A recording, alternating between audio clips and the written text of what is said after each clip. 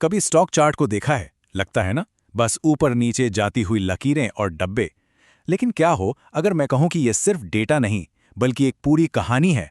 जी हां, एक कहानी। और इस कहानी के कैरेक्टर्स हैं ये कैंडलस्टिक्स। तो चलिए आज इन्हीं किरदारों की कहानी को समझते हैं। तो सवाल ये उठता है कि इस कहानी में खरीदार के लिए हीरो कौन है और विलन कौन? मतलब कौन सी कैंडल उसकी दोस्त है और कौन सी दुश्मन?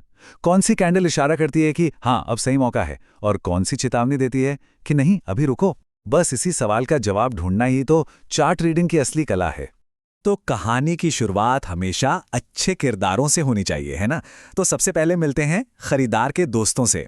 ये वो कैंडल्स हैं जो चार्ट पर एक अच्छी खबर, एक उम्मीद लेकर आती हैं। तो अपने दोस्त को पहचाने कैसे?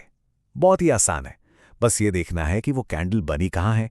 अगर वो सपोर्ट एरिया के पास बन रही है तो समझ लीजिए ये एक दोस्त का इशारा है, एक सिग्नल कि यहां खरीदने का एक मौका बन सकता है। हमेशा याद रखिए, चार्ट्स की दुनिया में लोकेशन ही सब कुछ है। अब जहां दोस्त हैं वहां दुश्मन तो होंगे ही। हर कहानी में एक विलन होता है और हमारी इस चार्ट की कहानी में भी है। तो अब बात करते हैं खरीदार के दुश्मनों की। ये वो कैंडल्स हैं जो खतरे की घंटी बजाती हैं। और दुश्मन को पहचानना भी उतना ही आसान है।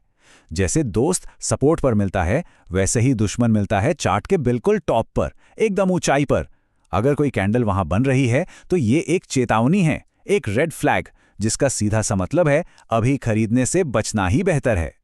तो देखिए कितना सीधा साधा हिसाब है। एक तरफ हैं दोस्त जो मिलते हैं सपोर्ट एरिया पर और एक मौका लेकर आते हैं, और दूसरी तरफ हैं दुश्मन जो मिलते हैं चार्ट के टॉप पर और एक चेतावनी देते हैं।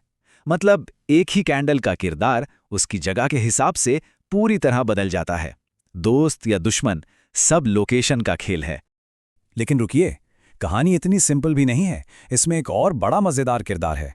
एक ऐसा कैरेक्टर जो न तो दोस्त है और न ही दुश्मन। ये है अनिश्चित कैंडल। और यही वो किरदार है जो कहानी में असली ट्विस्ट लेकर आता है। जैसा कि नाम से ही जाहिर है, ये कैंडल खुद कुछ तय नहीं कर पाती। ये न्यूट्रल है। मतलब ये अपने आप में न तो अच्छी है ना बुरी।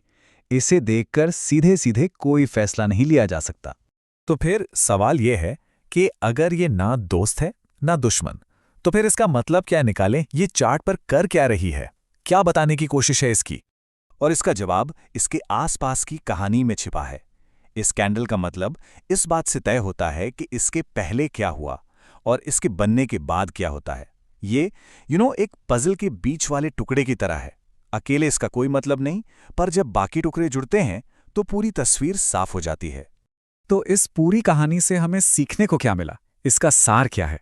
चलिए फटाफट से जो मुख्य बातें हैं उन्हें एक बार देख लेते हैं। पूरी कहानी में बस ये 3 मेन कैरेक्टर्स हैं जिन्हें याद रखना है।